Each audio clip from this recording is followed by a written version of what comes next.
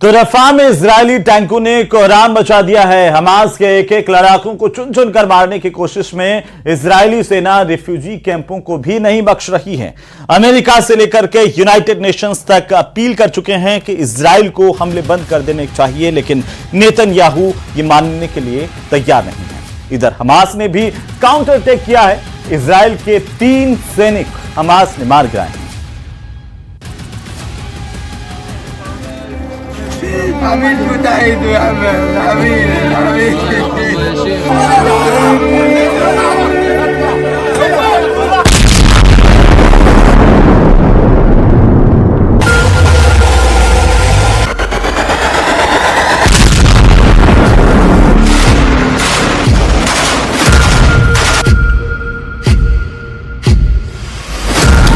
रफा में नेतन्याहू का plan poison on. Biden को भी नेतन्याहू ने बोल दिया नो। संयुक्त राष्ट्र की भी इजरायल ने कर दी अनसुनी। रफा को खाक करने तक होंगे हमले। ऑल आइज ऑन रफा कर रहा ट्रेंड। हिंदुस्तान में 50 पार पारे में खौलते लोगों के लिए रफा की तस्वीरें डराने से ज्यादा दिल दहलाने वाली हैं।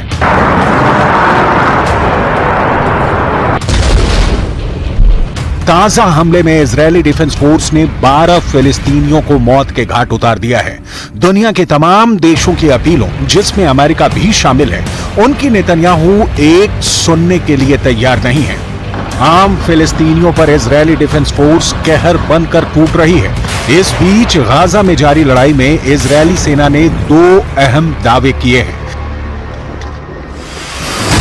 इजरायल का कहना है कि उसने दक्षिणी गाजा से मिस्र तक फैले हमास के सुरंगों के नेटवर्क को खोज लिया है, जो हमास के लिए लाइफलाइन बना हुआ था। इसके अलावा इजरायली रक्षा बलों ने फिलाडेल्फी कॉरिडोर पर भी कब्जा कर लिया है। फिलाडेल्फी गाजा और मिस्र की सीमा से लगने वाला गलियारा है। इस पर कब्जे का मतलब है कि तकरीबन पूरे गाजा पर अब इजरायल का नियंत्रण हो गया है। फिलाडेल्फी बफर जोन रफा के पूरे दक्षिणी किनारे के लगभग 9 मील तक फैला है, जो मिस्र बॉर्डर पर स्थित है। द सन की रिपोर्ट के मुताबिक आईडीएफ के प्रवक्ता डैनियल हगारी ने कहा कि गलियारे के साथ घिरी पट्टी में हथियारों की तस्करी के लिए हमास द्वारा इस्तेमाल की जा रही 20 सुरंगों को पकड़ा है। साथ ही आईडीएफ सैनिकों ने मिस्र और रफा के बीच सीमा पर फिलाडेल्फी कॉरिडोर पर नियंत्रण स्थापित कर लिया है। 100 मीटर चौड़ा यह इलाका हमास के लिए जीवन रेखा के रूप में काम करता है, जिसका इस्तेमाल वो गाजा पट्टी में नियमित रूप से हथियारों की तस्करी के लिए करते हैं। हालांकि इजरायल के दावे को मिस्र ने गलत बताया है। मिस्र के मीडिया के मुताबिक नेतन्याहू की सेना रफा में अपने हमले को उचित ठहराने की कोशिश कर रही है।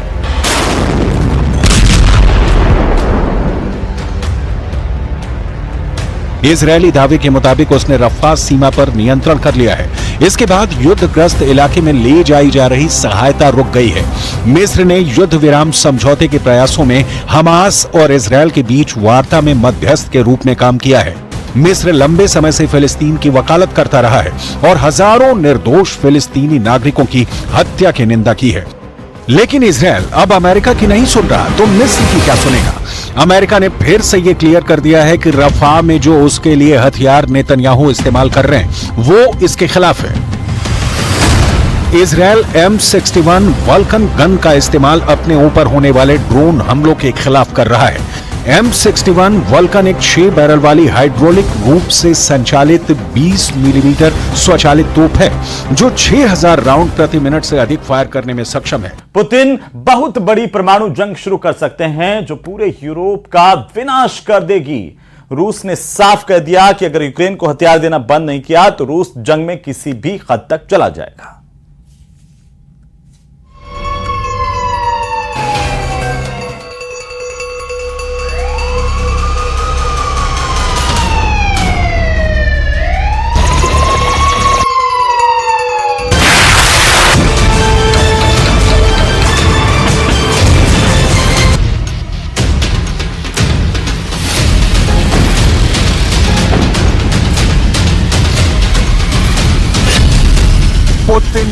की आखिरी जंग, 72 मिनट, 300 करोड़ मौत। रूस यूक्रेन जंग को 885 से ज्यादा दिन हो चुके हैं। हालात ये हैं कि यूक्रेन खुद को बचाने के लिए नाटो के 32 देशों से ऐसे हथियार मांग रहा है जो रूस में बेहद अंदर तक मार कर सके। इस वक्त Ukraine America, Germany, Britain, Poland, France से लंबी दूरी की मिसाइलें मांग रहा है। F-16 जैसे घातक फाइटर जेट तुरंत देने को कह रहा है, लेकिन इधर पुतिन के रूस ने ऐसा ऐलान कर दिया है जो दुनिया पर बहुत भारी पड़ सकता है। रूस पहले से ही परमाणु युद्ध की तैयारी कर चुका है और अब तो खबर यह भी आ रही है कि रूस ने नाटो के 32 देशों को सीधे सीधे एटमी जंग के लिए ललकार दिया है। यानी पुतिन अब 72 मिनट की ऐसी जंग करने जा रहे हैं जिसमें कम से कम 300 करोड़ की मौत हो सकती है।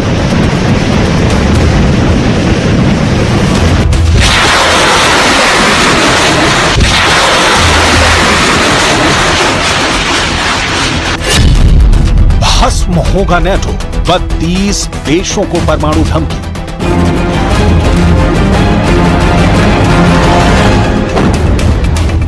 हम आपको एनिमेशन के जरिए दिखाते हैं पुतिन की एटमी जंग का सबसे पहले शिकार कौन कौन हो सकता है। कुछ रिपोर्ट के दावों के मुताबिक पुतिन के रूस ने नाटो के 32 देशों को एटमी जंग की आखिरी धमकी दी है। दावा किया जा रहा है कि यूक्रेन के चक्कर में तीसरा विश्व युद्ध होने जा रहा है जिसमें घातक परमाणु हथियारों का जमकर इस्तेमाल होगा। रिपोर्ट के मुताबिक 72 मिनट तक परमाणु जंग हो सकती है जिसमें 5000 से ज्यादा परमाणु बम इस्तेमाल हो सकते हैं। अगर ऐसा होता है तो यकीन मानिए पूरा यूरोप और अमेरिका भस्म हो सकता है। पुतिन के परमाणु हमलों का पहला शिकार America, France, Germany, Britain, Poland हो सकते हैं। अगर ऐसा हुआ तो पूरा वॉर गेम दुनिया का विनाश कर देगा। Нагнетание и еще один шаг к серьезному конфликту в Европе и глобальному конфликту. Им это нужно? Ну, пожалуйста. Мы все равно будем делать так, как мы считаем нужным, вне зависимости от того, кто находится на территории Украины.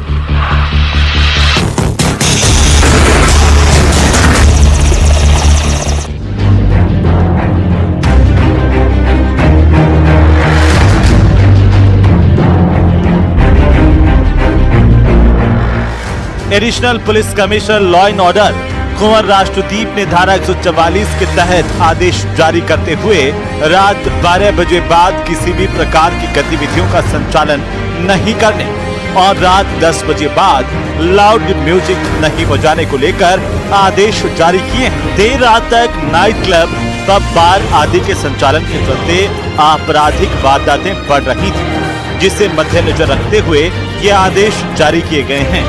अवहेलना होता तो धारा 188 आईपीसी के तहत उनके खिलाफ कार्रवाई होगा। अगर नॉइज कंट्रोल एक्ट का वायलेशन करेंगे तो उसके खिलाफ कार्रवाई होगा। अगर तंबाकू एक्ट की वायलेशन होगा तो उसके खिलाफ कार्रवाई होगा। अगर जुवेनाइल जस्टिस एक्ट का तो वायलेशन होगा उसके तहत कार्रवाई होगा। तो तरह तरह आईपीसी के अलावा तरह तरह का अधिनियम और है जिसके तहत हम कार्रवाई कर सकते हैं। इन आदेशों का उल्लंघन करने वालों के खिलाफ धारा 188 के तहत पुलिस सख्त एक्शन लेगी और जहां पर रात 12 बजे बाद hotel, restaurant, guest house, night club, bar, mall, discotheque, farm house खुले पाए जाने पर सील की कार्रवाई के साथ साथ गिरफ्तारी और सजा का प्रावधान भी किया गया है। कोई ऐसा संस्थाएं है वो विज्ञापन देता है कि हमारे यहाँ 4 बजे चलता है, पूरी रात चलता है। इस तरह का संस्थाओं का जो डिस इन्फॉर्मेशन पर ध्यान ना दे, ये कमिश्नरेट की तरफ से धारा 140 के तहत आदेश जारी किया कि 12 बजे के बाद पूरी तरह प्रतिबंधित है। आपको बता दें कि जयपुर में अभी तक पुलिस केवल समझाइश कर रही थी, लेकिन अब एक्शन लेगी। देखना दिलचस्प होगा कि प्रशासन की नई गाइडलाइन कितनी कारगर साबित होती है। न्यूज़ 18 राजस्थान के लिए विष्णु शर्मा की रिपोर्ट।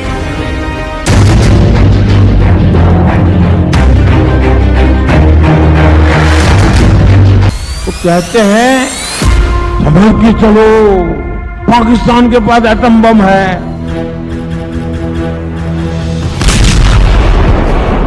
जो पाकिस्तान के बम की बातें करते हैं ना, आज तो पाकिस्तान का हालात ये है कि इन बम को संभालना कहां, वो भी उसके बस का रोग नहीं है। एक ऐसा मुल्क जहां कर्ज के पैसों से लोग आज जिंदा हैं, वो पाकिस्तान है जहां आटे से लेकर पानी हर कुछ कटोरा फैलाने के बाद ही पाकिस्तान की झोली तक पहुंचता है। पेट में खाने को दाने नहीं हैं, लेकिन पाकिस्तान ने भारत को परमाणु बम की गीदड़ भभकी दी है।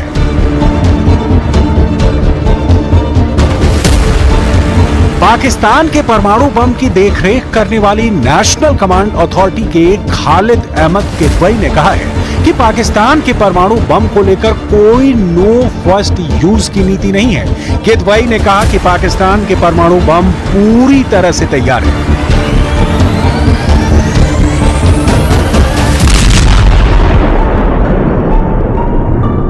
एक पाकिस्तान के पास न्यूक्लियर वेपन है, नसर उसे बोलते हैं, वो जो है वो लॉन्च किया हुआ है, हमारे पास है। उसमें यह है कि इट्स शॉर्ट रेंज, 60-70 किलोमीटर तक दूर जाता है। पाकिस्तान में अचानक ही परमाणु बम का टेप क्यों बजने लगा है? उसके पीछे की वजह है पीएम मोदी और योगी आदित्यनाथ की गर्जना, जिसके बाद सरहद पार खलबली मची है। उसका एटम बम फेंकने के लिए है तो हमारे पास हमारा एटम बम फ्रीज में रखने के लिए नहीं है। हम भी छेड़ेंगे नहीं, लेकिन कोई छेड़ेगा तो फिर छोड़ेंगे भी नहीं और कहीं भी होगा। दरअसल पाकिस्तान इस बात को जानता है कि वो भारत से युद्ध में टक्कर नहीं ले सकता है। चीन उसकी कितनी भी मदद कर दे, लेकिन पारंपरिक युद्ध में उसकी बर्बादी तय है। पाकिस्तान के पीएम भी इस बात को दुनिया के सामने मान चुके हैं कि वो दोबारा भारत से युद्ध करने की गलती नहीं कर सकता है। हाल ही में भारत में मांग उठी है कि नो फर्स्ट यूज की नीति को बदला जाए, लेकिन अभी कोई फैसला हुआ नहीं है।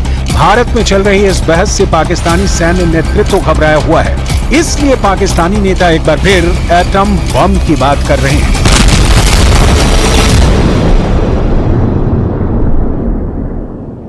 पाकिस्तान कहता है जी कि हम तो फर्स्ट यूज करेंगे, ठीक है जी, हम तो यूज करेंगे। उसकी वजह यह है कि we can not compete with India in conventional capability.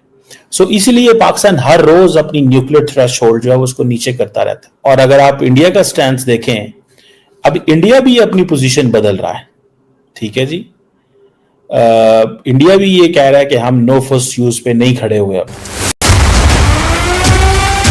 Pakistan के अंदर ये बौखलाहट इसलिए है क्योंकि 4 जून की तारीख नजदीक आ रही है और भारत की तरफ से बीजेपी के कई नेताओं ने ऐलान कर दिया है कि 400 पार आते ही पीओके को भारत में मिलाने का एक्शन शुरू हो जाएगा। इसलिए पाकिस्तान के हाथ पांव फूल रहे हैं और अब तक पाकिस्तान के अंदर वहां सरकारी अफसरों ने भी कबूल कर लिया है कि पीओके अब पाकिस्तान का हिस्सा नहीं। आज एजी साहब ने एक बहुत इंटरेस्टिंग बात कोर्ट में की। उन्होंने कहा कश्मीर एक फॉरेन टेरिटरी है, तो ये आई थिंक एक अच्छा इंप्रेशन नहीं है जो रियासत दे रही है कि कश्मीर हमसे अलग है या कश्मीर हमसे नहीं है। ये अच्छी बात नहीं थी, मुनासिब बात नहीं थी करने की। Pakistan army chief, Pakistani PM या कोई भी पाकिस्तानी अफसर एटम बम का टेप बजा ले, लेकिन पाकिस्तान की असलियत दुनिया जानती है। वहां की आवाम भी कहती है कि पाकिस्तान के पास खाने को दाने नहीं है, तो वो एटम बम को लेकर क्या करेंगे।